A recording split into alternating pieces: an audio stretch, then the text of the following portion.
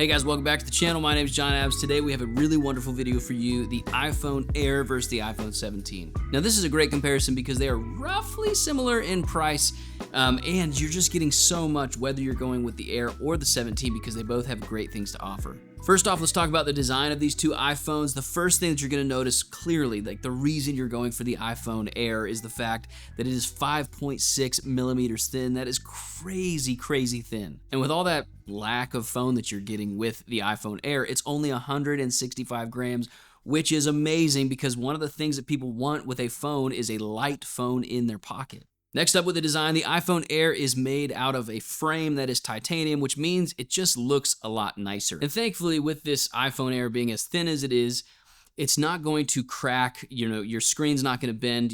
One of the biggest things people were so scared about was another bend gate, where there's going to be all these iPhones that are bent in people's pockets.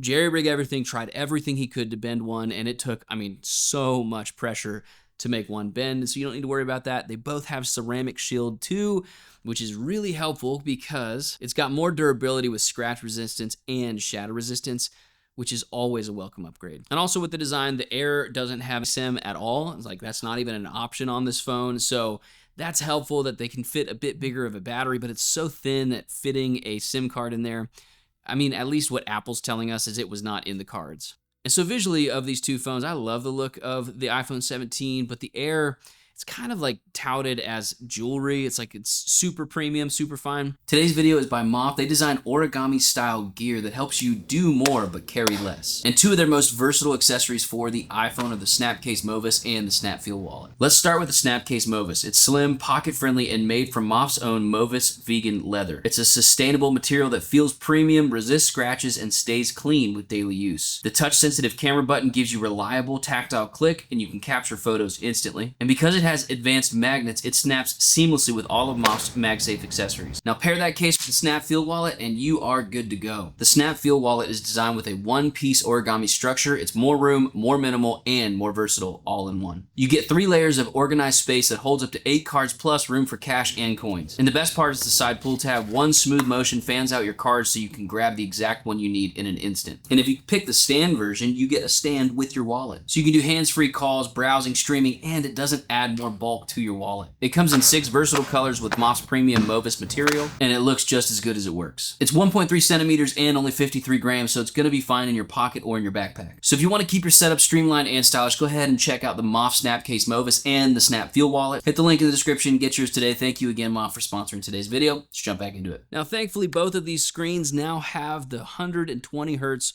ProMotion display. That's a massive deal because finally the lower tier iPhones don't feel like they're being held back or nerfed, because you're not spending as much money. They both have Super Retina XDR OLED displays. They're just absolutely gorgeous displays, and they've got good viewing angles on both phones. They're both 3000 nits of brightness. They're both pretty much perfect looking screens. Now there is a difference a little bit in the size, not enough for you to even notice if you don't have two phones right next to you, but it's 6.5 versus 6.3 inches. Now let's talk about the performance of these two phones. The iPhone Air has the A19 Pro, whereas the regular iPhone just has the A19. Will you notice a difference between those two chips?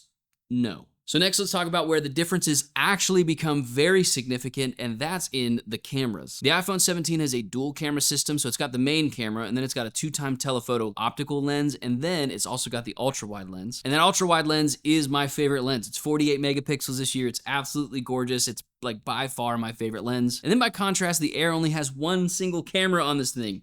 And that's a limitation for a lot of people. On the Air, there is no ultra-wide camera, so you're never gonna get those awesome shots of ultra-wide photography. And then this is a massive upgrade for both of these phones. They got an 18 megapixel front-facing camera, which is fantastic because it shoots in open gate. You can decide what your framing is with that front-facing camera. Same on the back cameras.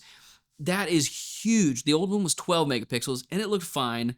But man, that 18 megapixel front-facing camera looks fantastic. So here's the bottom line with cameras. If photography is your main thing, you need to go with the base model iPhone 17 and not with the Air because it just doesn't have the equipment that you need. Next up, we're going to talk about battery life. That's going to be where the Air is really going to struggle.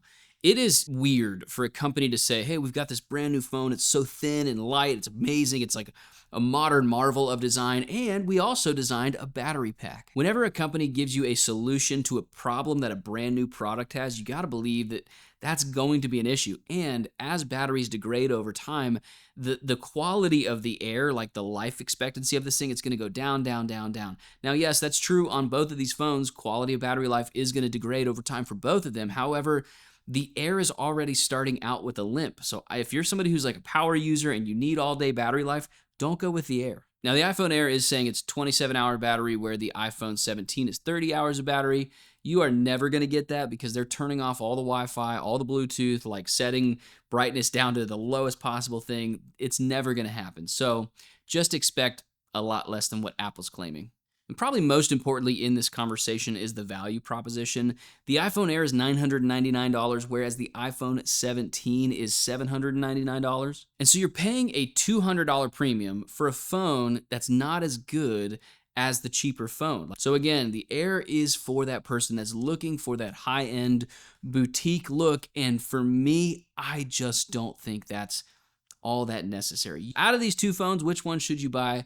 Obviously, if you want the Air, if you're looking for the lightest possible phone, the thinnest possible phone, you know that's for you. If you love the look of the titanium frame, and you just, I mean, it is absolutely flabbergasting how incredible the design is. However, I personally think this year, the 17 is the phone that most people need to go with. Now, I do think the future of the Air is, this is the preview to the panels of the foldable phone. If you take two iPhone Airs and you kind of stitch them together, that's like the perfect size phone in my mind. So let me know, of these two iPhones, which one do you think is better? Which one are you going to pick? Like this video if you found it helpful. Sub to the channel. We're on our way to 20,000. I'll see you guys in the next one.